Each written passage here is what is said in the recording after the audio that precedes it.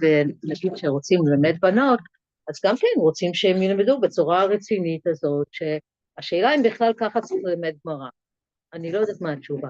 אני מעדיפה ללמוד על הסדר, אבל זה לא תמיד מעניין את כולם. בכל מקרה, הבאתי כמה שיטות שונות, שאני ממש אשמח לשמוע מה אתם חושבים על זה, ואם זה נראה לכם בכלל. אז השיטה הראשונה, זו שיטה, אני לא מלמדת תלמוד, אבל לימדתי פעם, אני מלמדת בהרטמן, מדרש יד הרטמן לבנות.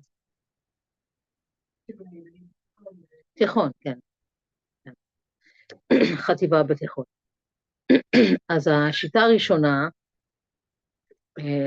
זה שיטה של ללמד לפי חכמים. עכשיו, אני חושבת שאנחנו כבר כאילו שקועים בזה, אנחנו יודעים שרב דיבר עם שמואל והבעיה בחברותא שלו, אנחנו מכירים ויודעים פחות או יותר מי קדם למי, אבל בהתחלה זה לא ברור לאף אחד, כאילו מי שמתחיל ללמוד, וגם זה מאוד קריטי לדעתי, לדעת מי יתווכח עם מי ומי בא לפני, זה קריטי. עכשיו, בהרטמן הם כתבו תוכנית לכיתה ז' שהוא מלמד חכמים, אבל הוא אף פעם לא מגיע יותר מהתנאים במשך השנה, אבל יש הרבה מה ללמוד, ואני חושבת שאתה יודע על רבי יהודה הנשיא, אתה יודע משהו עליו, ורבן גמליאל, שהוא היה סטניסט, וכל מיני דברים, זה ממש עוזר. אז חשבתי שהרי רב בני לאו כתב סדרה של ספרים על החכמים, ספרים מרתקים, כמו איזה רומן מתח אפילו, לא בדיוק, אבל... ואז הסתכלתי שם לראות אם אפשר למשל שם, לפי האגדות, לפי, כאילו, לבנות משהו קצת יותר הלכתי, ולא רק בביוגרפי. ולא הצלחתי בזה, כאילו, לא, בספרים שלו למצוא משהו, אבל אני חושבת שזה כן דרך, אם רוצים, נגיד, להתמקד באגדה, לא יודעת איך אפשר להגיע לבזה להלכה. בכל מקרה, זו השיטה הראשונה. אז השיטה השנייה, זה לקחת סוגיה הלכתית, אבל לשים קצת דגש, או אולי להתחיל באגדות. ואפשר באגדות, נגיד, להציף אולי יותר את הרעיונות מאחורי הסוגיה בכלל.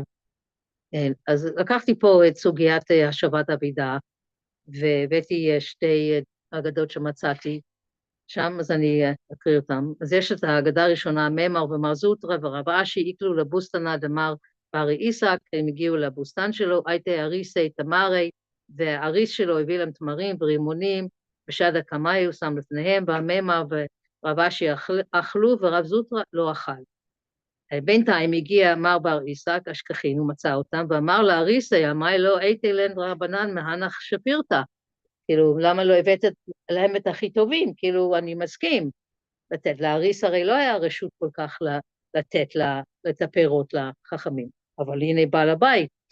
אז אמר לו, מימה ורב אשי למה זוטרא, השתא מי לא אכיל מר, למה עכשיו אתה לא אוכל?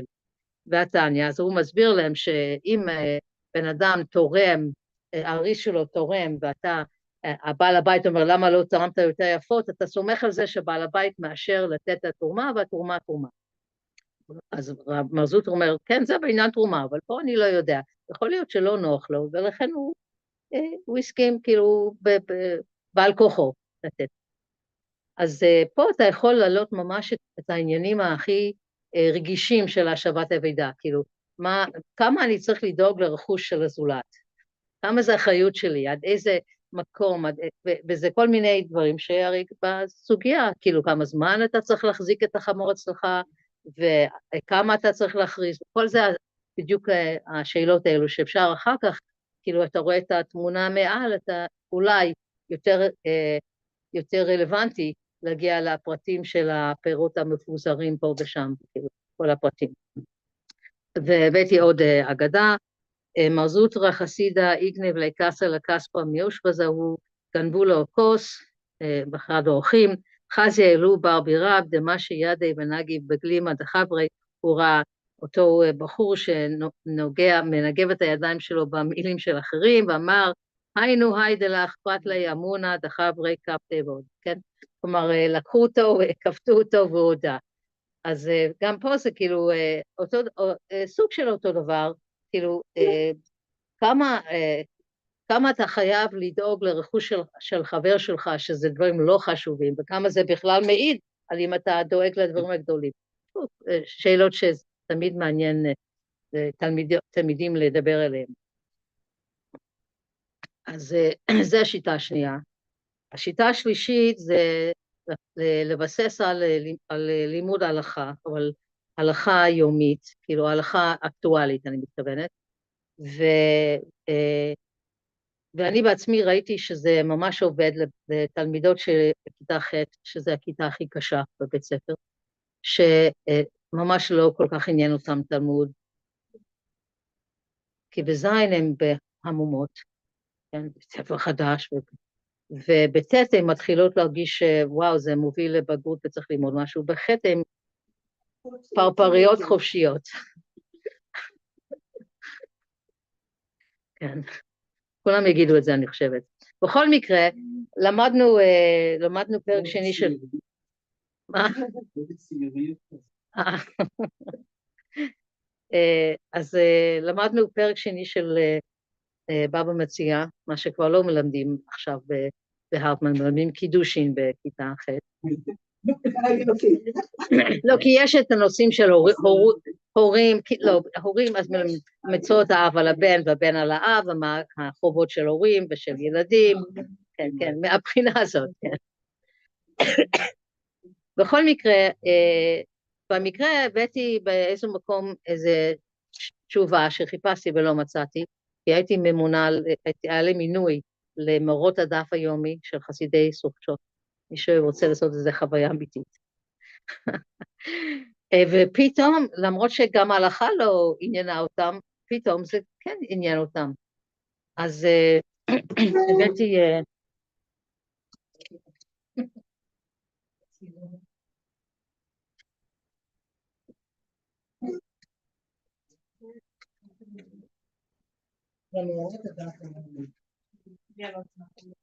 חסידי סוכות.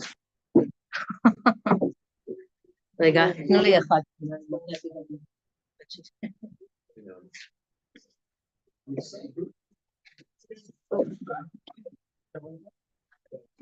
אז זה ממסכת שבת, והבאתי את ה...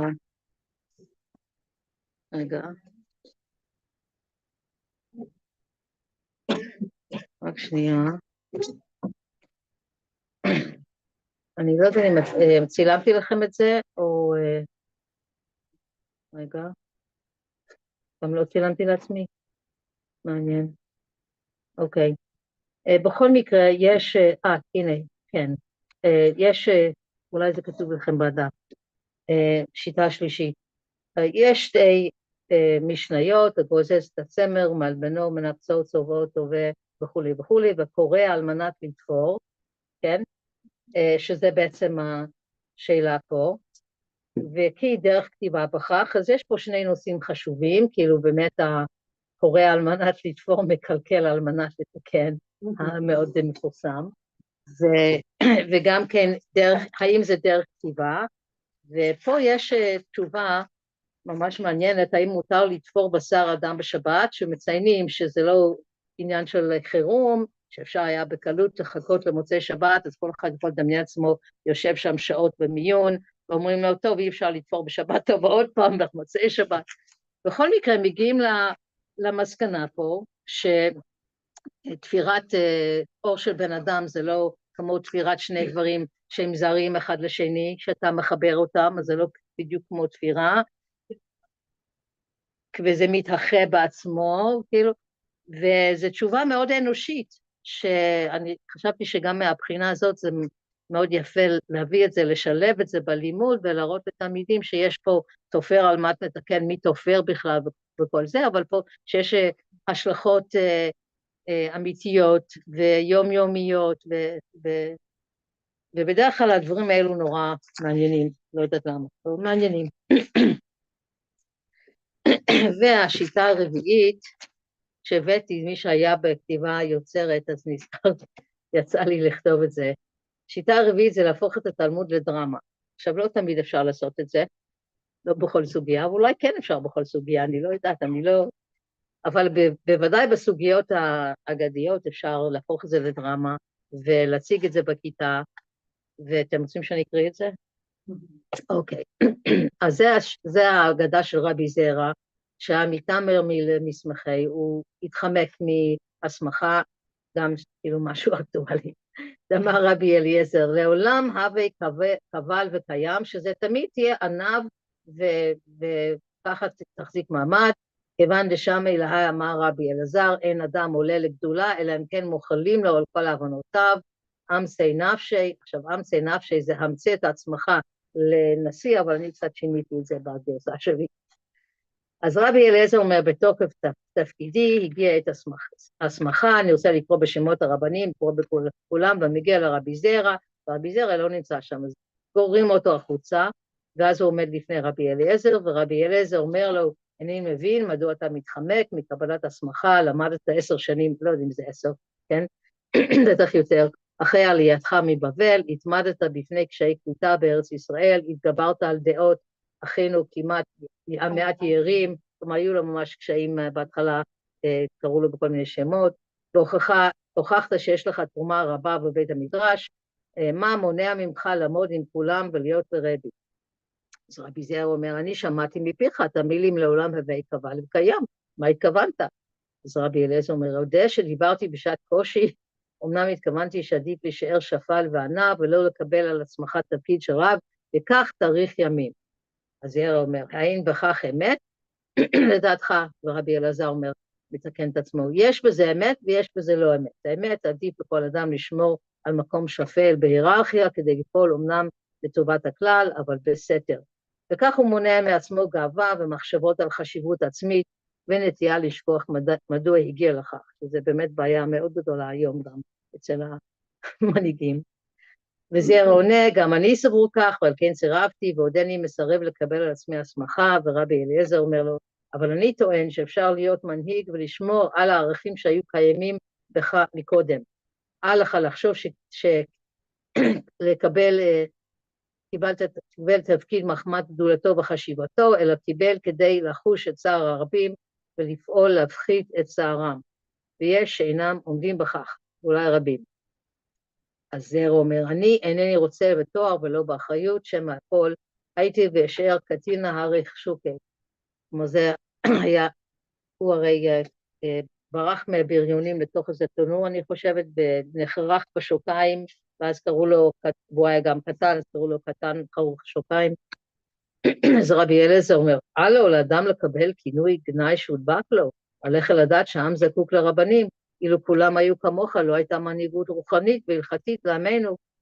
אז זה אומר, אני רואה שלא חסרים חברים הרוצים להיכנס לתפקיד, אני עצמי נסוג מזה, ושאר תלמיד פשוט בבית המדרש, ורבי אליעזר, אבל תדע לך שאין אדם עולה לגדולה, אלא אם כן מוכלים לו על כל הבנותיו, נותנים לו להתחיל את התקופה החדשה שלו עם לוח נקי, יש יתרונות להסמכה, כדאי לך מאוד, תוכל להועיל לעמנו, והמעמד גם יעניק לך מחילה וכוח להמשיך, אמץ נפשך וגש לנשיא לקבל הסמכה, וזה זה לא מה שקרה באמת, הופך את פניו ויוצא מבית המדרש.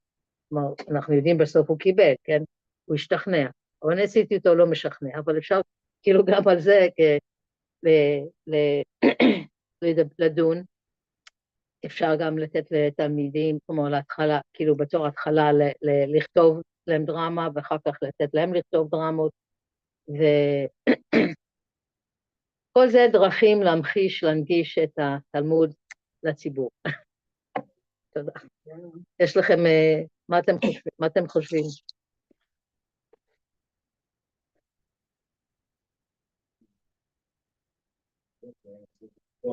כל הפרקים הרלוונטיים.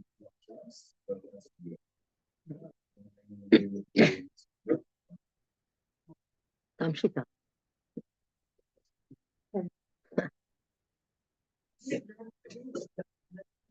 בנות.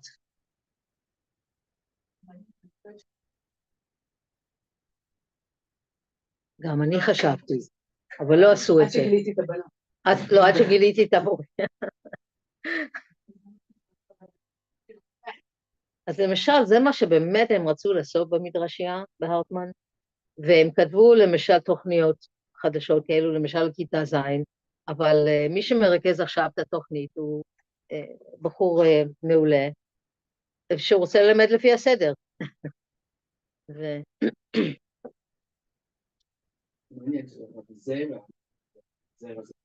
כן, אני חושבת שהשם שלו...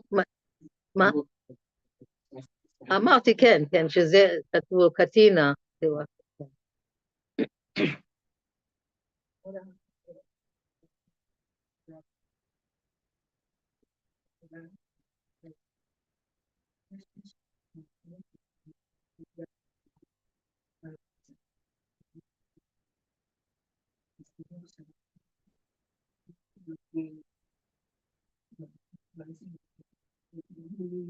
כן, נכון. ואתה מגלה הרבה דברים, אם אתה כותב את זה, אתה מגלה כל מיני דברים שהיו או לא היו, אבל מאירים על הסוגיה, כן. את זה עשיתי בכיתה של חינוך מיוחד, שפעם לימדתי תלמוד, וכולם אמרו, אי אפשר ללמד אותם תלמוד, אבל אולי באמת אי אפשר היה, אבל אפשר היה ללמד אותם תלמוד דרמה.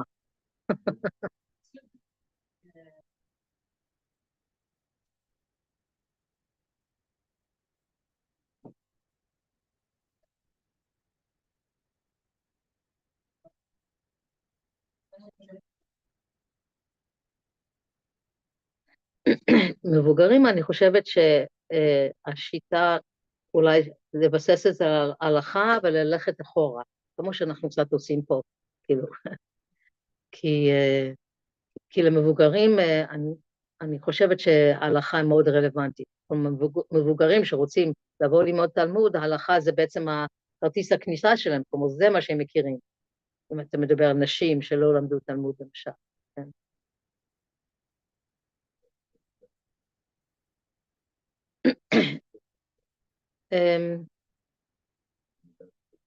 כן, יש, בוודאי, בדת אורות. אני לא יודעת, היה יותר קל ללמד לפני 15 שנה. כאילו, לא יודעת מה, היה יותר קל להספיק חומר, ללמד, היו מקשיבים יותר, אולי היה טווח תשומת לב יותר גדול. כן, ציפיות יותר גדולות מעצמם, לא יודעת.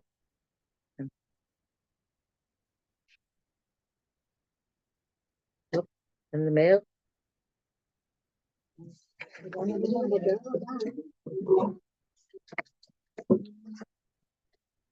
Nobody has tomatoes.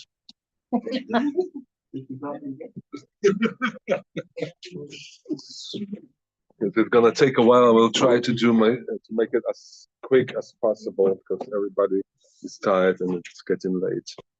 Okay, so first of all, the Oscar goes to Nadav because I had completely different idea about what I'm going to do. And at some point, he just called me outside next to the bin and said, like, why don't you do something about photography? So like, okay, fine. Why don't you do something about photography? I was like, okay, fine.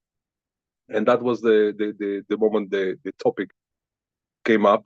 So what we're going to talk about today is halachic aspects of art in general and photography in particular. And because nowadays, you know, everybody has a smartphone in the pocket, and it seems to be obvious that everybody can just simply pull it out at any moment and take a picture. So especially for me, when I spend a lot of time in Asia, when the people taking pictures pretty much of everything, especially food, and this is something I really don't understand. It's really like a common thing. But since I was in photography for quite a long time, and it happened to me doing documentary photography and stuff, I thought that this is kind of a relevant topic to me personally, and I hope that it's going to be also interesting for you. And what we're going to talk about the representation of the humans. And as you know, hi Atara. Okay. She asks the person like, make sure that you are visible. Okay, fine. And what we're going to talk about is going to talk about the value of the human face and related to these halachic aspects on one hand, and as I mentioned, the art in general. So speaking of the value of the human face, everybody is familiar with this verse from Shmot. You shall not make yourself a sculpture image and so and so. So we have this like a general prohibition of creating the images, and the sages general so yeah. And in order to understand how this works in the current settings, in the current photography, let's dive back into the history of art a little bit. So last night I sent you a couple of pictures on the WhatsApp, but before we going to get there, I just wanted to say that because of ongoing debate, which is basically at some point you may say it's still not necessarily defined and resolved, but you're going to see like different takes on that. We still have practical implications. So, I think I maybe should share with you later on this all the sources I was using, but I would love to start with the quite long piece of Gemara from Avodah Zarah, which discusses the particular pasuk. It's from Shmot 2020, and that kind of creates the ramification of what is allowed to be portrayed as generally as an art, or what is not allowed. And I will try to slash in half because we have quite a short time. So this does not include a sun and the moon, and the Torah prohibits the fashioning only of a figure of a four faces of the creatures of the divine chariot together, as see as Ezekiel. The other figures, which are not in the likeness of the ministering angels, are permitted. The Gemara raises difficulty. If that is so, let the fashioning a figure of a human face alone be permitted. Why then, it is taught in Beraita, figures of all faces are permitted except for the human face. Rabbi Yehuda, son of Rabbi Yehoshua, said, I heard that in the Shur of Rabbi Yehoshua, there is a different reason why one may not fashion a figure of a human face. And the verse states, you shall not make with me. As the pasuk himself is like, Lo ta'asun iti elokei kesef, elokei zachav, velo ta'asu lachem. So, and they expounded and they're trying to understand what exactly this particular word iti means. It means like, don't do for me, don't do with me, and so and so. And one of the versions is another Beraita said, you shall not make with me gods of silver. It's interpreted to mean that you shall not make figures of my attendants who serve before me or on high, for example, of Anim and Seraphim, and sacred Hayot, and the ministering angels. Abaye said, the Torah prohibits fashioning figures only those attendants that are in the upper heaven. And it is permitted to fashion figures of those bodies that are in the lower heaven. But isn't that taught in the Beraita with regard to the verse, you shall not make for yourself any graven image, nor any manner of likeness, and anything that is in heaven above, or that is in the earth beneath, or that is the water under the earth.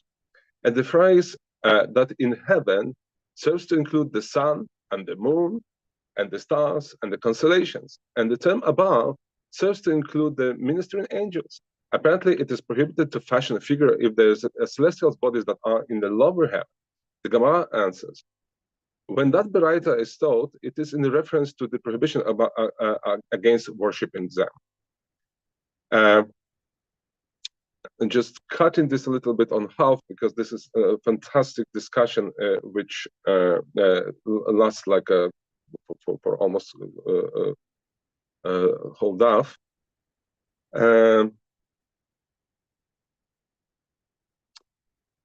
They come into the kind of a resolution which is expressed in the following, as it is taught in the Beraita. In the case of a ring whose seal protrudes it is prohibited to place it on one finger due to this suspicion of the idol worship, but it is permitted to seal objects with it. So we see that the Chachamim trying to find the language how to speak about imagery, speaking of the subject itself on the one hand, and the other hand, what is allowed and what is in terms of physicalities of the images per se. So whatever is protruding, it's kind of difficult to stand, and it's difficult to explain why. But something that which is seals like sunken, which is like go in, they are suddenly allowed. Why? And to sum up this discussion, the Torah only forbids creating a figure that combines all four faces of the creatures of the divine chariot. All other figures are allowed, while figures of celestial bodies are permitted, and the figures made by Gentiles are also allowed, as was in the case of Rabban Gamaliel. The Gemara prohibits creating a figure of a human face, since humans were created in God's image, as well as the figures of God's attendants in the upper heaven. The Gemara permits the creation of celestial bodies only if they are not worshipped. Protruding seal with a human figure is prohibited due to the suspicion of idol worship, but a sunken seal is permitted. Having a statue in a public institution is permitted because it's assumed to be for ornamental purposes. So again, in the terms to understand which is concealed as a private space and raises the suspicion for the idol worship on the one hand, and it's something that is placed in the public space, we have completely different approach because of this suspicion. And this is the reason why we generally speaking, we have issues, and we never had in ornamental art such a booming like in other cultures, because of this framework, what is allowed, what is not allowed, and so and so.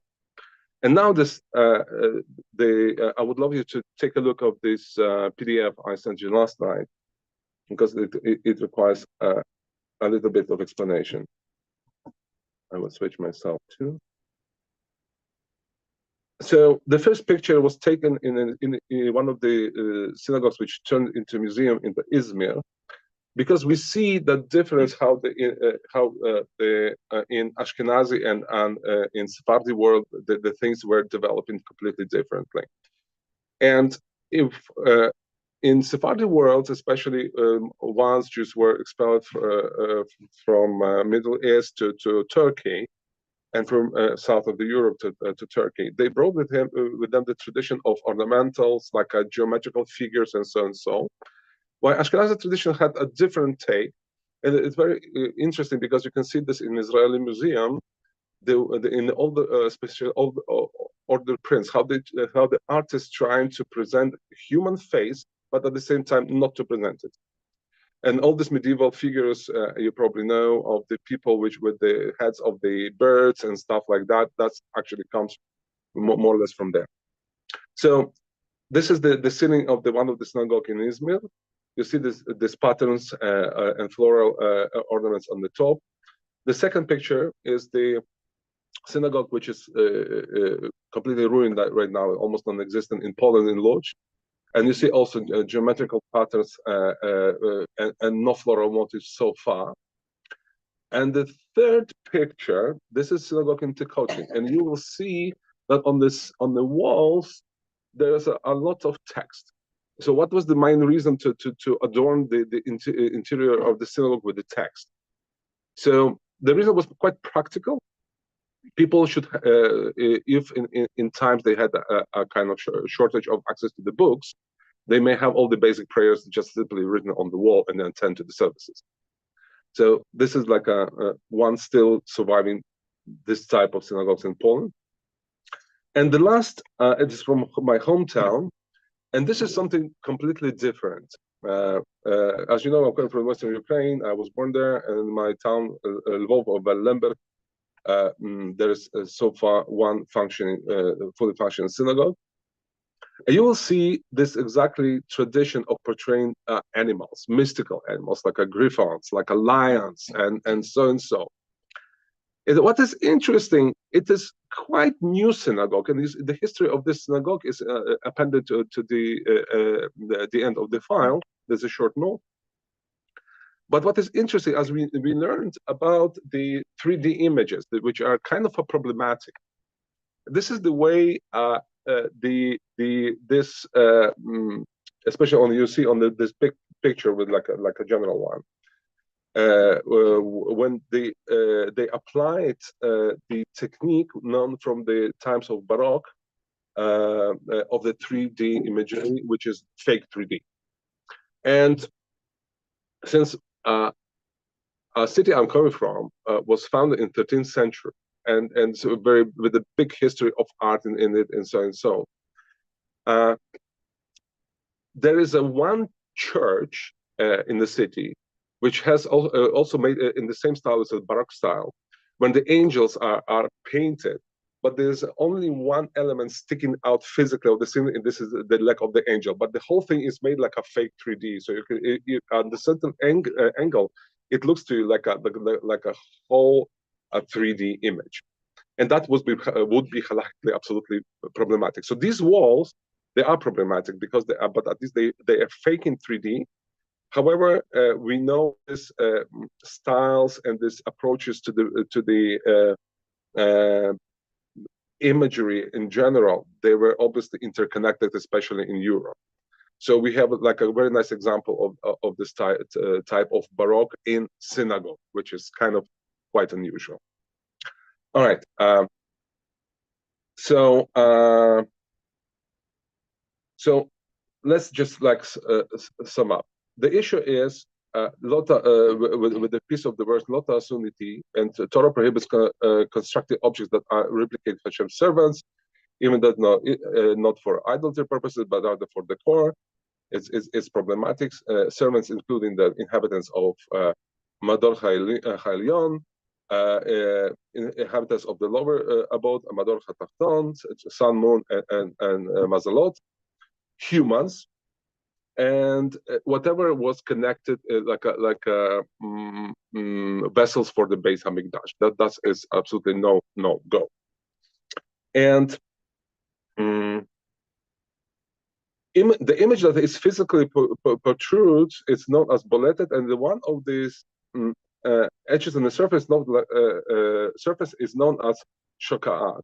Some consider painted images drawn with ink and embodied images to be protruding, but many disagree. And we have a bunch of opinions, starting from Tas to Yoredea, Avnei Derech, and some argue that also that actually includes the photography because it's completely flat. So as an extension of the art, photography per se is kind of gets on its shoulder all this history and all this whole debate how we picturing items and people and so and so, and because of that, these rules are to some extent also applicable to photography. And we also have different opinions on that from Yabi Omer, from Hilchot Olam, and so and so. And some of them agree that this is photography as a completely flat imagery technique. It's permitted, but some of them, given the exempts for the situation when even in the photography world it could be kind of a problematic. So the prohibition of construction and possession of any kind of image applies to the whole images of humans, and also known as partul, not the partial ones. And this is something that we're gonna learn from Shulchan Aruch. Also, you're there. Also, we're going to find this in Shach in his comment, and we're also going to find this that Tosfos disagree with that principle. That said, poskim debate on the definition of what is actually partial image of the human being. So what is that? And most argue that the Parzuf means that the whole body, and we have Rosh and Avodah Zarah.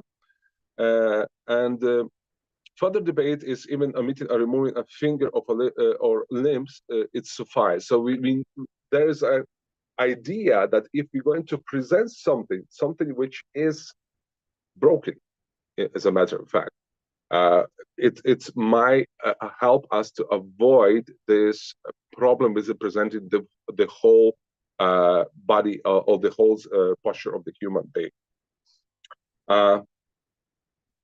So, and also there's question. So if we're talking about the portraits and the portraits which are made like en face, frontal, that's the one thing. And is it also the whole image, or if you're talking about the profile picture, what is the take on that? Is that also can be considered as a Parzuf or not? So there's debates, and we live now in the age of the consumption pop culture, whatever you name it. And what is interesting, if you take a look at the cartoons, and the very popular cartoon Peppa Pig, I believe that every parent knows. There's a fantastic meme. You can Google this on the internet about the Peppa Pig shown from front, and apparently it has 4 eyes. Why? Because this is exactly the way to project the profile, which is especially for kids, that it looks like the Peppa looks like in front of you, but I said all the time the side image, all the time. It's very interesting.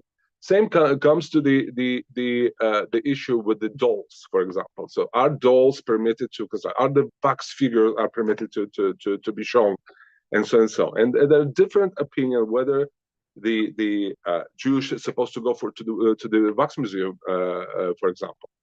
And different opinion on that. So yes, you can go, but if it's done not by the Jew, and so and so. But what is another thing?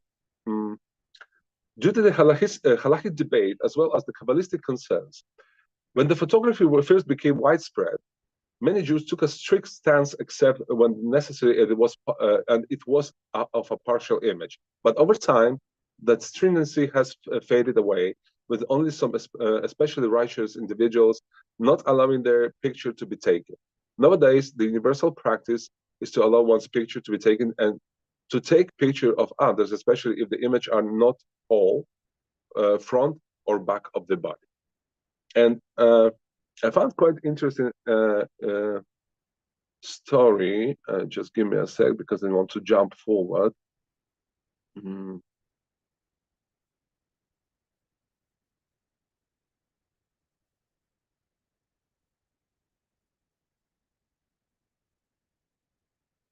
There was a book published, it's called Kol Mevaser, and apparently I didn't find the book itself, unfortunately, even though it's written in Yiddish. It would be definitely hard for me, but it's expounding again and back and again on the same word, Lota Sun Iti, which is, according to that opinion, is absolutely Avodah Zarah. And therefore, he writes that one should give up one's life to avoid violating this prohibition to be photographed. And this is kind of a partially explains why in the very ultra-Orthodox neighborhoods, everybody who pulls out the phone getting makot like instantly, right? And author refers to Minchat Chinuch 39. It also cites the story of Josephus, Antiquities of the Jews, about the town that opposed Caesar's decree to put up flags with his image on them, and they were killed because of that. So, according to the opinion of Maharal Shik and also Am HaTorah, the Isur, including non-portraited images of people, one would not be allowed to take pictures of people at all, and any other forbidden images. And so sorry for being like very much schematic, because last time I was doing this material like 2 weeks ago, it took me an hour and a half, so I want to really make it quick. This kind of explains, for one hand, why ultra-Orthodox people don't like also taking the pictures, because for some of them, this whatever you take, it may be considered also as a kind of a schut to be photographed. And the one of the beliefs is like, okay, that diminishes your zchuyot in olam haba. As one yes, there is opinion like that as well. So on the other hand, this burden of taking the side image or not taking image at all, and unless it's really necessary to whatever reason. And it kind of explains the hostility of the ultra-Orthodox communities towards any kind of trend. But what is interesting, the approach to video is completely different. And why? Because video is a kind of it's difficult to move an object to even think about in the categories of avodah zarah. So pictures for these people are kind of more problematic than the video per se. Okay. And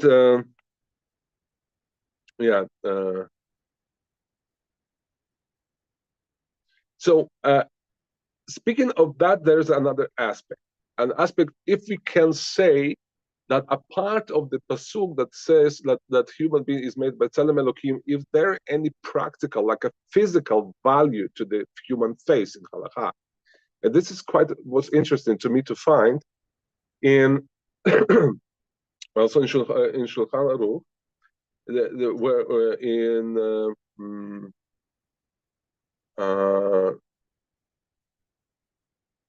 just a sec. There's a discussion about chalipin, so exchange of the goods, whatever it is. And what is interesting is like Shulchan Aruch enumerates enumerates the things that are not cannot be acquired through the chalipin, and among the others there is like. There applies to all type of property, including real estate, mobile property, livestock, and produce, and they can be exchanged. However, money coins can be acquired through the chalipin, nor they acquire the other objects. Okay, and things that cannot be acquired through chalipin, it's abstract obligation, and we call it davar she'eino bo mamash. So you cannot go and acquire any rights to something, let's put it that way, non-physical, non-tangible goods in a way of exchange. And that also applies to zchuyot, non-physical rights, and like tovach hana'ah, right to decide whom to give donation, and so and so. So all the non-material things cannot be acquired through the exchange. Nevertheless, this teaches us that things non-material, like at least we have a precedence that something non-material we cannot actually like literally touch as an image can be actually a subject of any other type of kinyan, meaning that we have not only the issue of the biblical prohibition, but we also can now in the nowadays in the society, when you hear like somebody sold his rights to his image, we can see how it aligns in the halakhic framework. Is it even possible, according to the halakha, to something unmaterial, like I don't know, Rolling Stone image should be even sold, right? That doesn't have image. Rights. Rights to image. Yeah. It's a thing. Image is, let's say, right. It's a piece of paper. That's physical. But, you definitely kind of... Yes, but something non-physical is the rights about something rather than over. Sure. Yes, it is. It is. In fact, it is connected to the topic because, first of all, if you look at the photography, and especially photography which was developed in, let's say, the last 40, 50 years, when photography is not serving anymore just the, let's put it that way, practical things. But we live in a world when we have something that called NFT and tokens, which are supposed to confirm that this is a unique image that was created by the creator, and transfer, and this NFT non-fungible tokens are transferred, but you cannot exchange. They can be sold, they can be made, they can be they are unique for the artwork, which is digital artwork, not a printed one. Digital artwork, that's another story. But nevertheless, it's a NFT. It's a kind of value you can trade of the image. That's it. It's like interconnected one to another. Not necessarily it has physical manifestation per se. And that's right. In fact, yes. But if the image of anything we can digest easily, let's put it that way, the sensitivity about the human being face being photographed in a particular situation, that's another story. I hope that helps. Yeah. Okay. That leads us. So the image has value. It can be a subject, but it also has this opens another topic, a privacy. So the right to be, on the other hand, private. On the other hand, what happens if this privacy is being violated?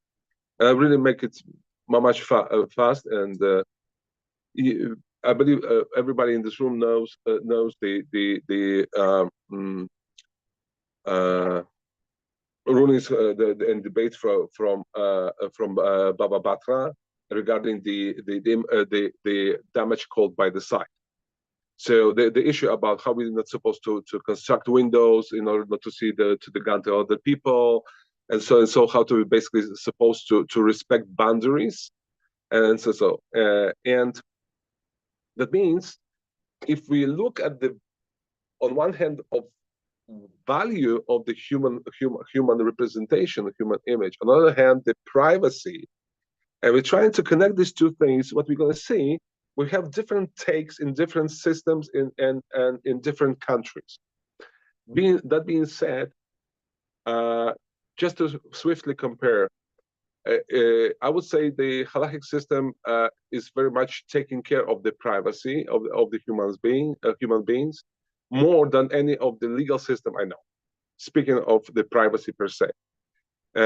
Probably the second in a row is GDPR, the system we have developed in Europe regarding the permissibility of taking image of other people in a different situation, and the third place would be American system, which pretty much allows you to do anything in public space, which is completely no-go in Europe, and in many cases is no-go basically in order to not to cause the damage to the scene, someone.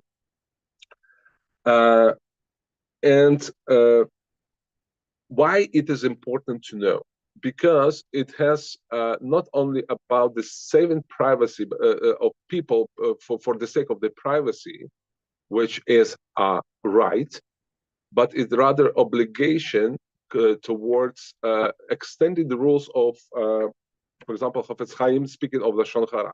Why is it important? Because especially people who sometimes it happens to see the so-called yellow press. We often see pictures and images of the people completely turned out of the context. That context usually changes what actually we see, how we perceive, and that causes the damage per se. And since, for example, in Chafetz Chaim writes in his klal, literally on the very beginning, it's forbidden to speak demeaningly of the one's friend, even it's absolutely true. So this is absolutely applies to the picture and the imagery. It's per se. Whatever you see, it's truth. But if it's enough to change the context in order to see that, the context changes everything, right? And That's why we can extend to the images something we're trying to protect, and to the value of the human beings, also all these things which are about this spoken language to the visual art. So I believe that, just to wrap it up, we have even we have our cameras in our pockets. There are kind of a couple of rules what we need to just to follow and be more cautious and be more aware, regardless of who we photograph and where we are. It's a prioritize the consent. That's the first thing. Respect the privacy. Consider the context, what we're doing in one situation, and balance the competing values, like in situation where the photography without consent might be necessary. And this opens the whole debate about the CCTV and a whole debate about the security and so and so. Use discretion when the photography public figures of events. Exercise discretion and to avoid capturing images that might be embarrassing or harmful. And educate and advocate for as a photographer, I would love that our photographers, we will take a little bit of responsibility to be more sensitive to the needs and protect the other people before we're going to take a picture of anyone anywhere.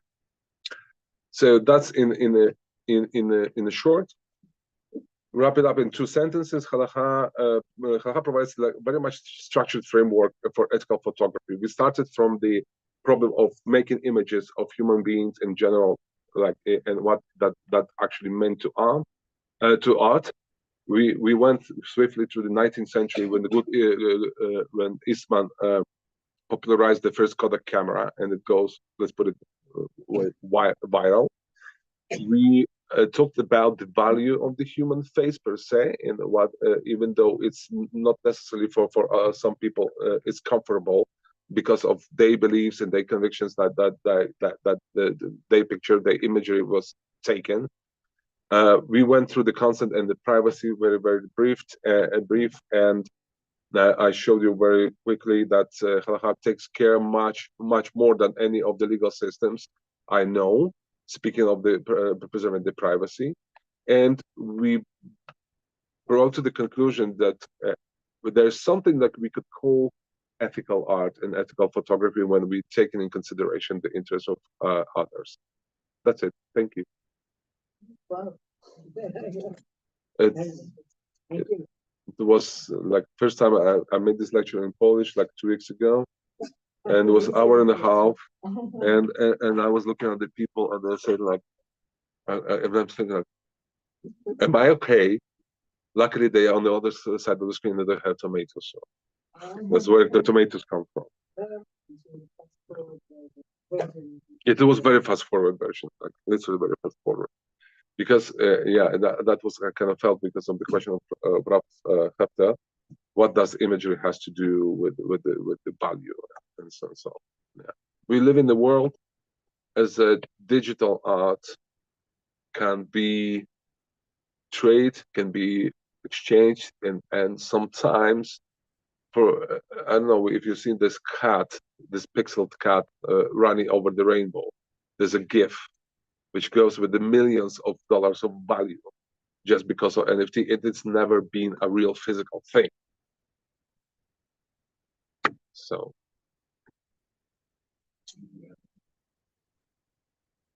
yes, I did. I figured out 2 things during my travels, especially in the third world countries. I knew that I cannot ask people to pose. And I knew that if they agree, especially if it was in India, if they would agree, they're still going to be unnatural. And sometimes when you ride the car and you stop on the traffic lights, and the people just knocking your door asking for money, and that's the moment you can pay people and take their pictures right away. That's the moment, and you can just can catch it. That's one thing. Another thing happened to me very many years ago here in Jerusalem, in Mea Shearim. I was taking pictures in one spot for a longer period of time, And I was doing like a street photography thing, and obviously making white frames in order to capture more people, in order to avoid portraying people without their consent, especially. And what happened to me, it was I just took the group of tourists asking the Hasid for their way, and I was like really from afar. Year later, someone found this picture, and apparently it turned out the guy lives in Brooklyn. And we found we made the contact, and I sent him a print as like saying my thank you for being on that picture, and so it was really happy. I was really happy. Everybody was happy. Some pictures are staged for the purpose. One of the pictures I won one of the contests was also taken in the Old City, Jerusalem, when the violinist played in the front of Israeli soldiers, and that violinist happened to be a friend of mine who came with his violin from Poland, and we to some extent we staged the picture, so they were aware, well, like we are taking a picture that wasn't like anyhow hidden and so on. So sometimes it's very difficult if you're doing a kind of a documentary or you're doing kind of a reportage photography. It's very difficult to ask people for permission. And normally, post factum, usually people what do they're giving them a kind of to sign the document that they allow to this picture to be used. Sometimes this thing's not happening, and to be frank, it's very difficult. In 2019, I was taking pictures of the oppressed in Hong Kong, and it was difficult to go among the Chinese policemen or protester when there was like a gas thrown here and there. And I said, "Do you mind?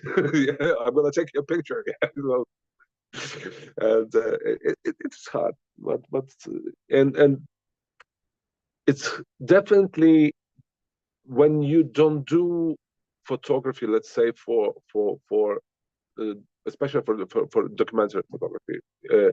When you just do it for fun, I don't know. First of all, nobody who is doing documentary photography like for fun.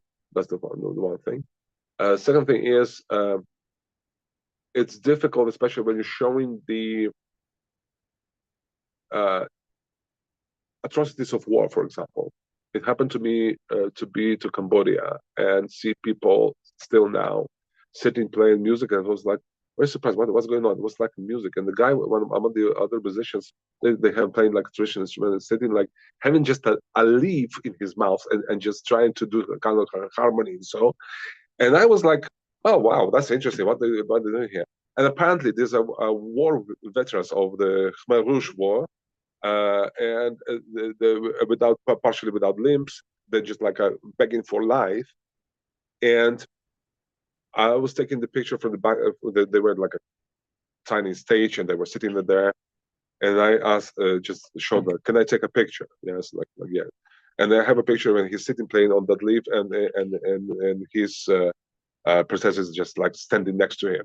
And you know, you cannot sometimes guess what's going to happen. And actually, then a couple of meters away, they started the forest, and the forest was a sign: "Don't enter." There's a landmine still there.